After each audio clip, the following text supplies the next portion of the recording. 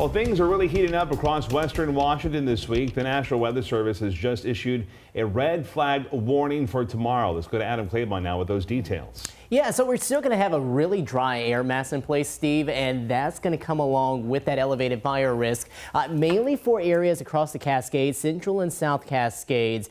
This starts up at 10 a.m. tomorrow morning, lasts until 10 p.m. tomorrow evening. And not only do we have that, but we are going to have the warmer temperatures that are going to come along with that here over the next few days. Plus, too, a little more of those breezy winds, which could help to fan any sort of flame that we might have. So just a chance for you to really keep in mind that if you are going to be dealing with fire here over the next few days, that you be extra careful.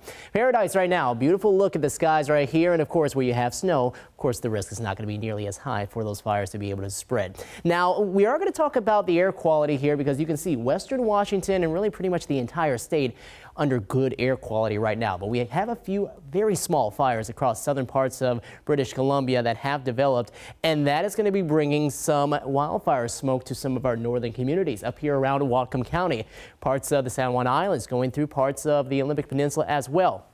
Now we'll start to shift farther south and westward here as we head into the night and into the earlier part of tomorrow. So you can see by about 5 o'clock tomorrow morning, this is just after sunrise, most of it's going to be heading out overseas. So we won't have to deal with it much, but you might see that red sort of look to the sky as we get ready to get closer to sunset hour here into the evening. Overall, though, I don't think we're going to see much impact, and you can see we'll continue to see some other plumes of that fire, that smoke come from those fires here as we go over the next few days. Not a major concern again, but something we're going to keep an eye out for because air quality still looks good for us here across western Washington as we head on into the day for tomorrow. Now, the breezy winds, those haven't picked up today. We've seen those anywhere between 10 to 15, maybe 20 miles per hour. Still breezy. And again, any of those brush fires that might pick up could be fanned by this. But it's been a northerly wind and a more comfortable wind with temperatures right around seasonal averages, upper 60s to low 70s. Not going to be the case tomorrow as temperatures really start to crank on up. Now, look at the radar picture shows nothing happening here across the state. We got more action down farther to the south and over into Idaho as it has been doing this past few days.